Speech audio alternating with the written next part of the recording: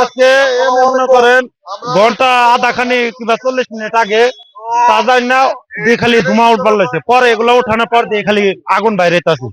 পরে পরে আমরা ফায়ার সার্ভিসকে মানে জানানোর পর তারা আসে। আগে এরকম কয়েকদিন আগে এনেও ঘটছিল, পরে হ্যাঁ ফায়ার সার্ভিসের লোকেরা এই করে দেখেছিল।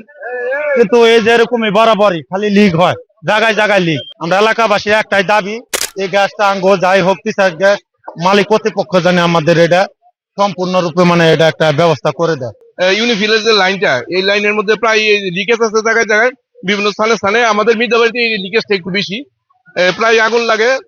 ফায়ার সার্ভিস অফিসে ফোন করলে কিংবা তিতাস গ্যাস কোম্পানি ফোন করলে তিতাস গ্যাস তখন সাথে সাথে বন্ধ করে দেয়, ফায়ার সার্ভিস আগুন নিভে চলে যায়। আবার যখন গ্যাস এরা দেওয়া শুরু করে তখনই মনে করেন আবার সাথে সাথে কিছুদিন পর পর আগুন লাগে। কিন্তু তিতাস গ্যাস কোম্পানি কর্তৃপক্ষ এ নিয়ে কোনো মানে মামলাতে গাফালতি এদের দায়িত্ব অবহেলা করতেছে। আমাদের চলাচল এটা হুমকির মুখে। গ্যাস কর্তৃপক্ষ এই গ্যাস লাইনটা যে তারা সংস্কার করে যে পরবর্তীতে এই গ্যাসটা না বাইর হয়, আগুনের সত্যপাত না হয়, তারা যেন এইদিকে অবশ্যই নজর লক্ষ্য রাখে।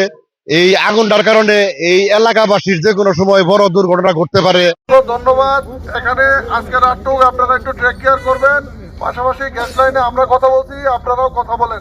8টা 30 মিনিটে একটা সংবাদ পাই যে ড্রেনের ভিতরে আগুন লাগছে গ্যাসের।